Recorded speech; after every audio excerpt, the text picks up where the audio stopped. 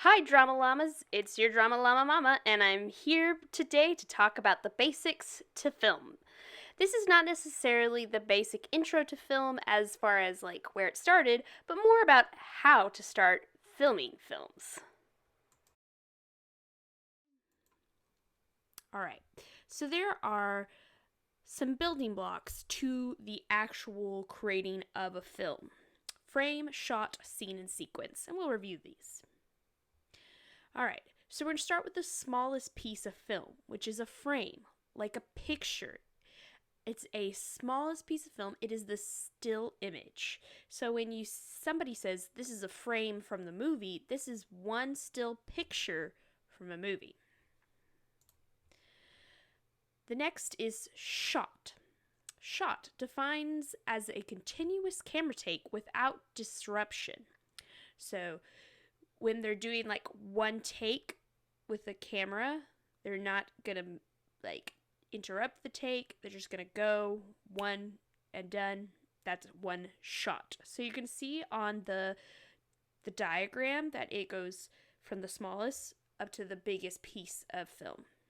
This may be referred to as a take, as I said before, during production. So like take 12, take 13.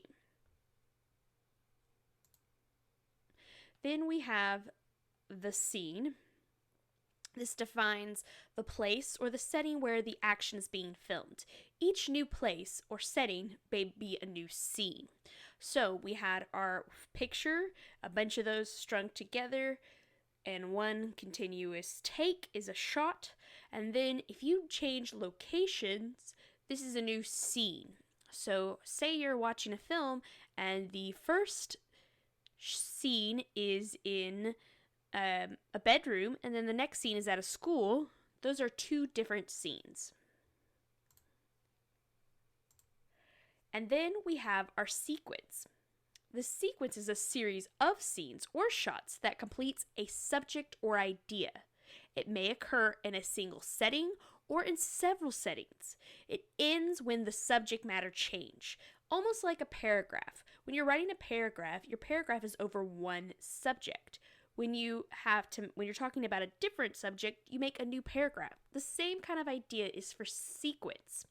So, say we're doing multiple locations. So we start in the bedroom and then the school, but we're all covering the same subject of maybe best friends, showing the idea that they're best friends, and you see them like playing around in the bedroom, and then you see them messing around at school. This would be like a best friend sequence. For example, like in Mean Girls, when they're talking about how who the plastics are, there's a series of this is a sequence of scenes talking about who are the plastics. So that is an example. All right, camera composition. So where you put the camera can help frame your story so much.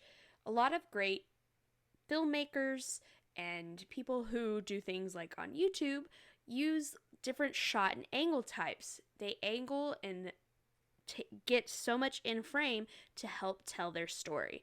And we're going to review the different shot and angle types. All right, so shot types. First, so the shot is how much we see in the frame. So first is the long shot.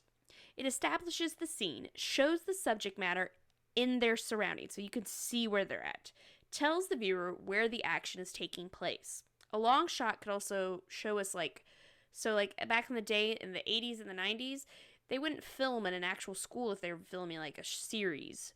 They would show you like a picture of the outside of the school, and then they as a long shot, and then they would go into the school for their close-ups and etc.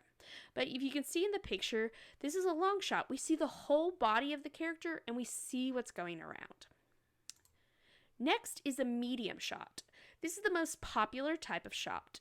It's a great way to introduce a character for the first time because we can see what they look like, but not being so close that we can't see part of their body. It's framed from the top above their head to about just below their waist. If you see the young man in the photo, we see above his head and below his waist. We can't necessarily see 100% where he is like we would in a long shot. So medium shot, you're just getting about waist up, okay? Then we have a close-up. This is a way to reveal characters' feelings because we can see their faces a little bit better. This is framed from just above the character's head to below their chin. This is different from the next one, which is the extreme close-up. Think of this as like your profile picture. You see your face. Lastly is the extreme close-up. This is a way to reveal feelings without perhaps using dialogue, or provide the audience with the view of a specific detail. So an example could include a person's eyes, mouth, their hand, an inanimate object, such as like a contents of a letter. So if you can see in my examples here below, I have like someone's just their like nose and eyes.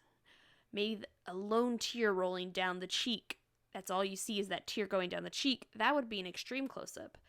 In the middle, you see 99.999 fine. That would be something like imprinted on gold. So like if you needed to read a letter or a specific detail or like a close-up of a bloody knife like in a scary movie, that would be an extreme close-up.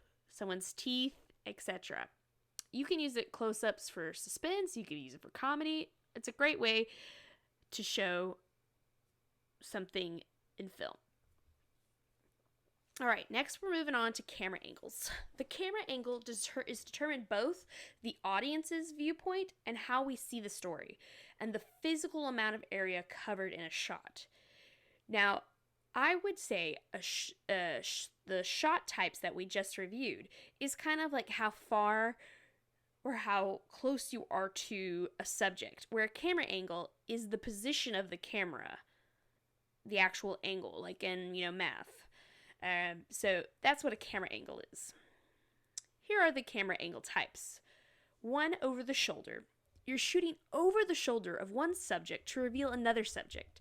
This is often used in like interview type situations, or to kind of like see something over someone's shoulder that you might not have seen before. An example of the baby here in the photo. Straight angle. Okay, so the next straight angle and one of the other ones are very close. Straight angle is placed directly in front of the talent's eye level. Usually it's at the same angle as your camera operator. This is usually used during the news because it's just straight into them, as you can see in the pictures. Now, eye level is a little different. Though straight angle and eye level can be the same, they're not always the same. The camera is level with the subject's eyes, or on their same level. So that baby is not going to be on the bed as the same level as probably their parents standing up. This is one of the most commonly used angles. Here's some other examples of eye level. You're getting down on the level of your subject matter. Side angle. The camera is placed at eye level, but at a 45-degree angle from the subject, so you're seeing things in profile. The audiences view the action, but not directly involved in it. So you can see the examples of someone playing the piano. You're not at the piano, it's off to the side, so you can kind of see them working. Or someone working on a car, you're not seeing directly, as this picture, you're not seeing directly over the shoulder or anything. You're seeing at the side, and the example of the young man and looks like his father. That is side angle. Then we have low angle. The camera is placed below the subject matter and shoots upward.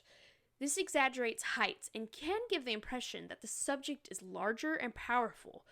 So, like, if you look at the sports photo, you'll see that we're lower than our subject. We're pointing up towards him. He looks larger or more powerful, or like in action.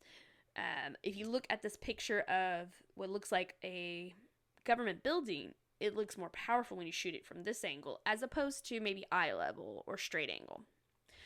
And then the same thing with the megaphone. Here's some more examples. Low angle is really great for getting what looks like action shots. So if you want to make it appear like you're taller, or that you are like jumping or flying, you shoot at a low angle and don't show the legs but show like the sky. You can trick people to think that you're flying. Here's an example of the making that tree look big and powerful. That tree could be very short, but you shooting at a low angle makes it seem real tall. Then we have our high angle.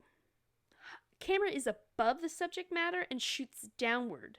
This reduces the apparent height and gives the impression that it's smaller and less powerful. So you can see the boxer, even though the boxer is probably pretty powerful, shooting him at this angle doesn't make him seem as powerful. Now, and then you see the man coming up the stairs, and looks like we're on the stairs shooting down at him. He looks less powerful. Here's some more examples of that high angle. Well, that's all I have for you today, Drama Llamas. I hope you learned something, and I'll see you next time.